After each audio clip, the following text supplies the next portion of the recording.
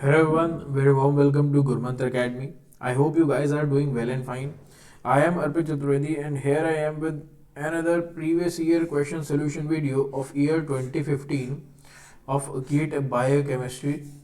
As you guys know that you have to take these sessions as practice session and you have to solve these questions on your own beforehand so that and write your answers in the answer sheet so that at the end of the video you'll have your score that you are getting according to your preparation. So starting from the very first question, which one of the following small molecule is a prerequisite for fatty acid oxidation? Fatty acid oxidation के लिए हमें इनमें से क्या चाहिए होता है पहले से, and that is carnitine. Because fatty acid oxidation के लिए कार्निटीन जो है वो कैरियर का काम करता है. तो अगर कार्निटीन नहीं होगा तो फैटी एसिड ऑक्सीडेशन होना बहुत ही मुश्किल हो जाएगा. Which of the following basis is not found in T arm of the amino acid T R N A.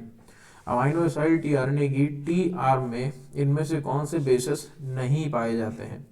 Okay, so that is dihydrouridine. ये हमको टी आर एन ए की T arm में देखने को नहीं मिलेगा. Oxidation of one molecule of glucose via glycerol phosphate shuttle produces. अगर हम ग्लिसरॉल फॉस्फेट शटल को फॉलो कर रहे हैं तो एक ग्लूकोज मॉलिक्यूल से हमको कितने एटीपीज देखने मिलेंगे बेसिकली? तो that is 30 molecules of ATP. Ribulose 5 phosphate epimerase is involved in which one of the following processes. जाहिर सी बात है, पेंटोज शुगर की बात हो रही है तो पेंटोज शुगर की अगर बात होगी तो हमको ये पेंटोज फॉस्फेट पाथवे में ही मिलेगा. राइबोलोज 5 फॉस्फेट का जो राइबोलोज 5 फॉस्फेट एपिमेरेज है तो ये हमको वही मिलेगा, वो भी हमारा जो नॉन ऑक्सीडेटिव फेज है वहाँ पे. Proteolytic enzymes are usually biosynthesise as large inactive precursors known as. Proteolytic enzymes जो है वो बायोसिंथेसाइज होते हैं लार्ज इनएक्टिव प्रिकर्सर में, बाद में उनको तोड़ के यूज किया जाता है एज एन एक्टिव एंजाइम. तो उनको हम कहते हैं जाइमोजेंस. जैसे कि काइमोट्रिप्सिन, ट्रिप्सिन पैदा होते हैं ट्रिप्सिनोजेन, काइमोट्रिप्सिनोजेन और पेप्सिनोजेन ऐसे फॉर्म में. Formation of a carbocation also known as oxonium ion occurs during which of the reaction during the reaction catalysed by. इनमें से कौन से ऐसी रिएक्शन कैटेलाइजिंग मैकेनिज्म है जिसमें कार्बोकैटाइन या जिसको हम ऑक्सोनियम आयन भी कहते हैं उसकी सिंथेसिस होती है? तो बेसिकली दैट इज लाइसोजाइम. इसमें हमको देखने को मिलता है. Which of the following amino acid substitution is likely to cause the largest change in protein conformation? इनमें से कौन सा ऐसा अमाइनो एसिड सब्सटीट्यूशन है जो कि प्रोटीन कॉन्फॉर्मेशन में सबसे बड़ा बदलाव लेके आएगा? And that is glutamate to valine. Direct simple example है सिकल सेल एनीमिया.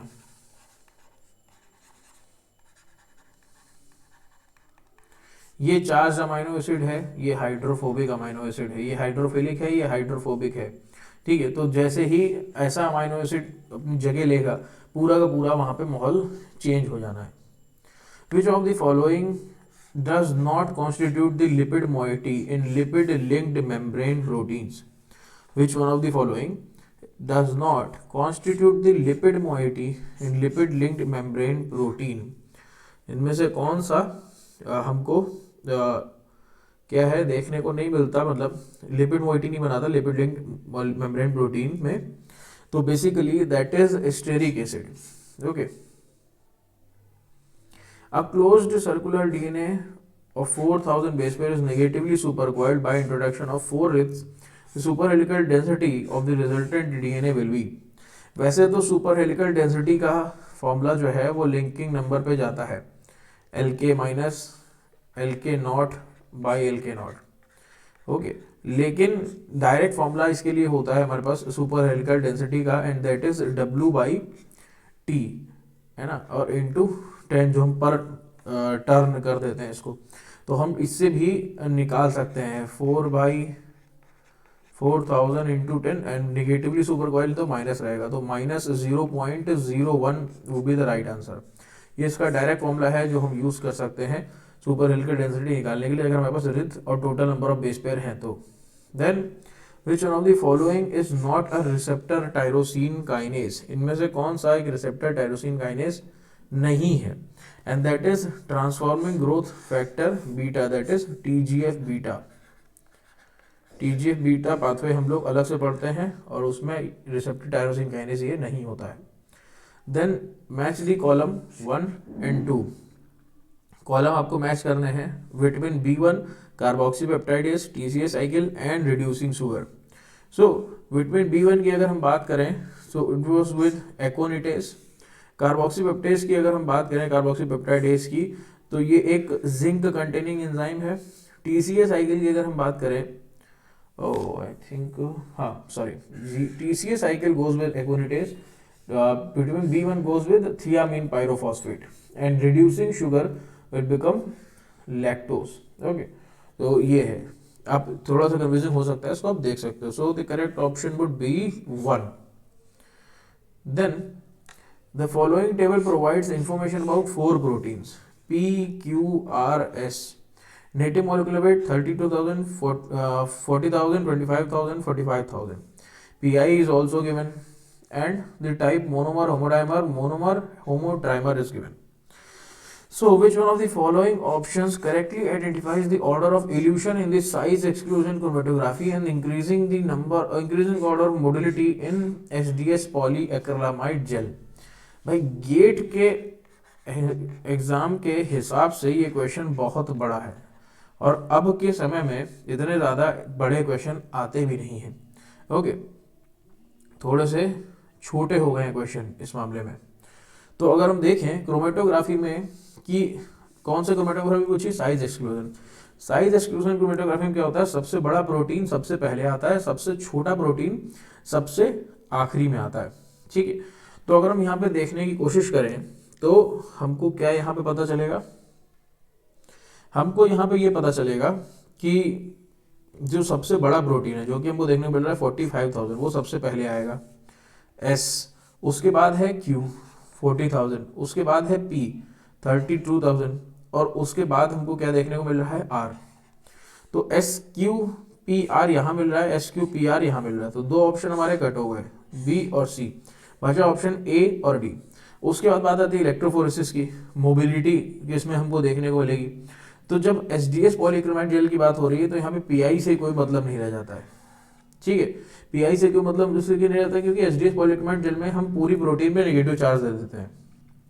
ठीक है, तो अब पूरी प्रोटीन पे हमने नेगेटिव चार्ज दे दिया, पॉलीएक्रिलामाइड जेल इलेक्ट्रोफोरेसिस हम करवा रहे हैं, तो हमको सबसे ज़्यादा चीज़ क्या फर्क डालेगी, वो है इसका टाइप और क्या इसका नेटिव मोलिकुलर वेट है। ठीक है, तो हम अगर देखेंगे तो जिसका मोलिकुलर वेट हमको कम देखने को मिलेगा मोनोमेरिक फॉर्म में, वो सबसे आगे आ रहा होगा और हमारा सबसे ज़्यादा उसकी मोबिलिटी होगी। तो अगर हम देखें यहाँ पे मोनोमेरिक फॉर्म में 32,000 ये है P। ओके, तो P सबसे पहले आगे हमको आते हुआ दिखेगा। उसके बाद अगर हम बात करें हमको क्या देखने को मिल रहा है, तो मोनोमर हमको देखने को मिल रहा है क्या, ये 25,000 R। ओके, उसके बाद हम देखें कि अब हमको क्या मिल रहा है, तो फिर हमको मिल रहा है डाइमर जो कि इजीली आएगा, तो दैट इज 40,000, तो Q and then S, so PRQS, so option D would be the correct answer. Then the predicted molar extension coefficient at 280 nanometer for the peptide GEEFH, आप इसको पूरा पढ़ सकते हो, is मोल पर मोल पर सेंटीमीटर। तो यहाँ पे आपको सब कुछ दे रखा है, फिनाइलएलेनिन, ट्रिप्टोफैन, टायरोसिन 280 नैनोमीटर पे 200, 5600 और 1400 मोल इनवर्स सेंटीमीटर इनवर्स जो है वो इनका मोलर एक्सटेंशन कोफिशिएंट है।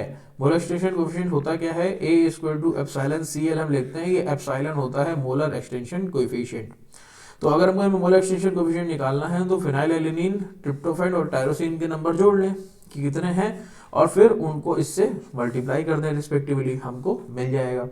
तो ट्रिप सबसे पहले हमें ये पता होना चाहिए कि ये किस लेटर से डिनोट किए जाते हैं। फिनाइलएलेनिन को हम डिनोट करते हैं किससे, F से, ट्रिप्टोफैन को W से और टायरोसिन को Y से।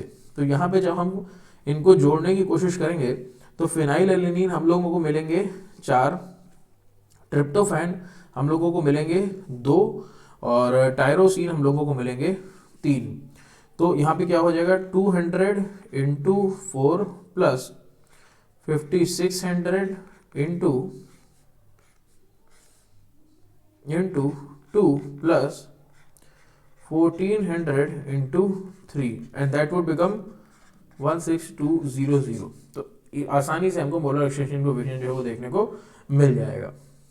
Then match the contents of column 1 with the most appropriate option of column 2। Column 1 और कॉलम 2 को आपको मैच करना है यहाँ पे।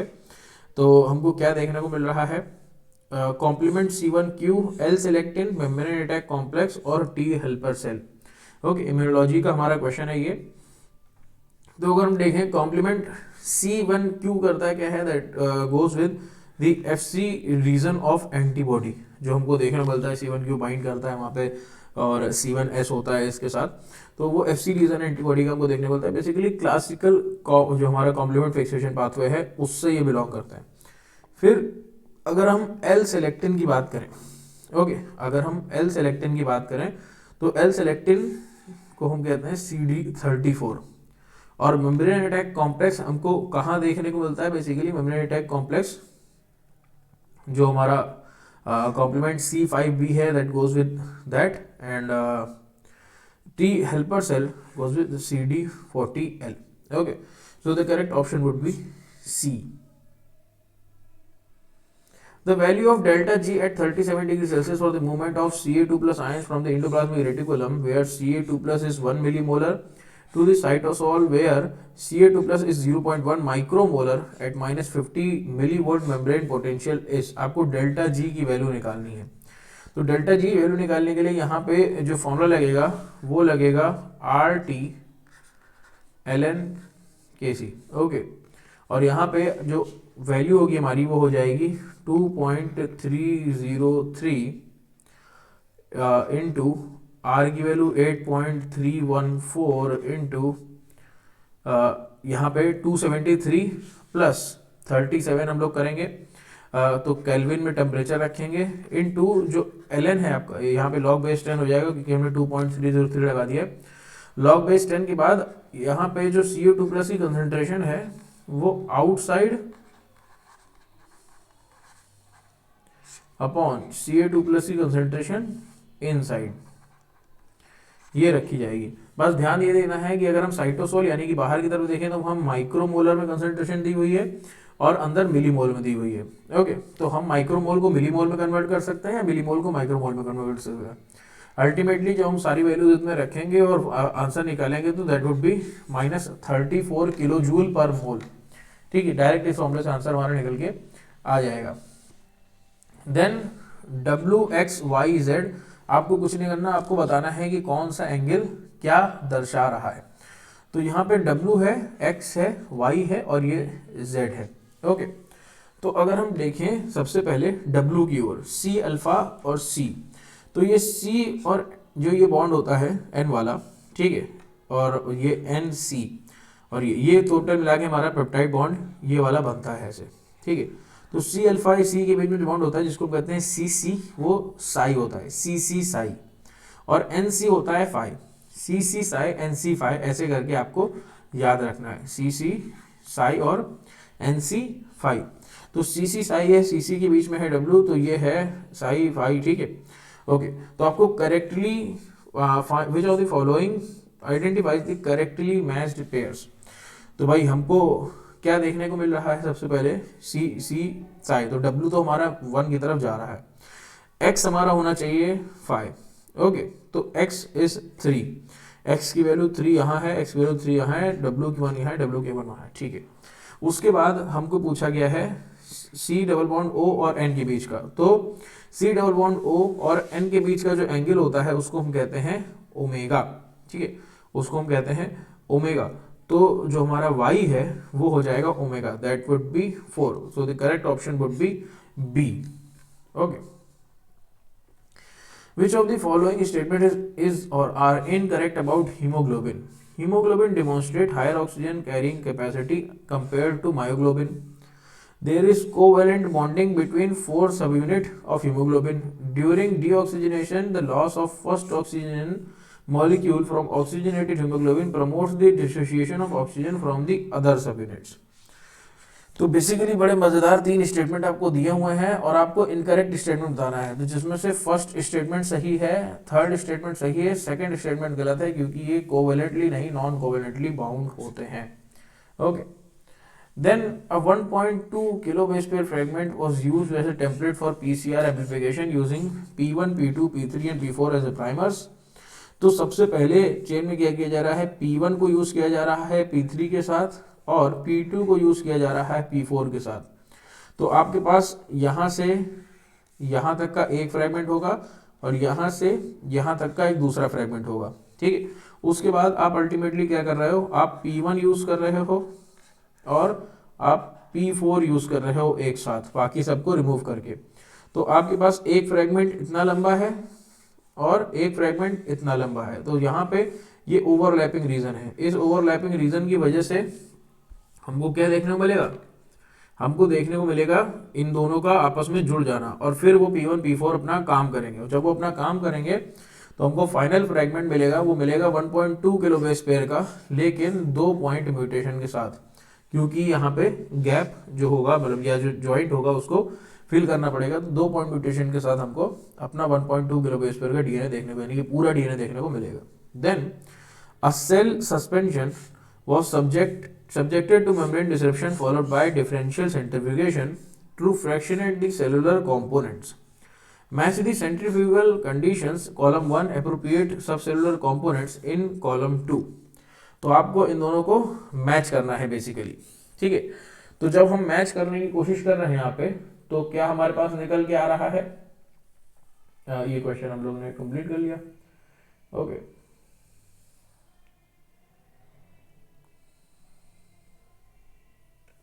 Okay, column 1, column 2, that goes with 1000 gram, 20,000 gram, 80,000 gram, 1,50,000 gram, sorry ji. Okay. तो हम इस पावर से इसको क्या करें, रिवॉल्व करें. 10 मिनट, 30 मिनट, 1 आवर, 3 आवर. तो हमको देखने को मिल रहा है कॉलम 2 में किस साइकिल पे हमको कितना मतलब कितने रिवोल्यूशन पे हमको क्या चीज़ अलग देखने को मिलेगी. ओके. तो 1000 जी पे 10 मिनट रन करने पर हमको न्यूक्लियाई देखने को मिलेगा. 20,000 जी पर 30 मिनट रन करने पर हमको लाइसोसोम और पेरोक्सिसोम देखने को मिलेंगे. 80,000 जी पे 1 आवर रन करने पर हमको माइक्रोसोम्स और स्मॉल वेसिकल्स देखने को मिलेंगे और 3 आवर रन करने पर हमको राइबोसोम देखने को मिलेंगे. So the correct option would be option A. Okay.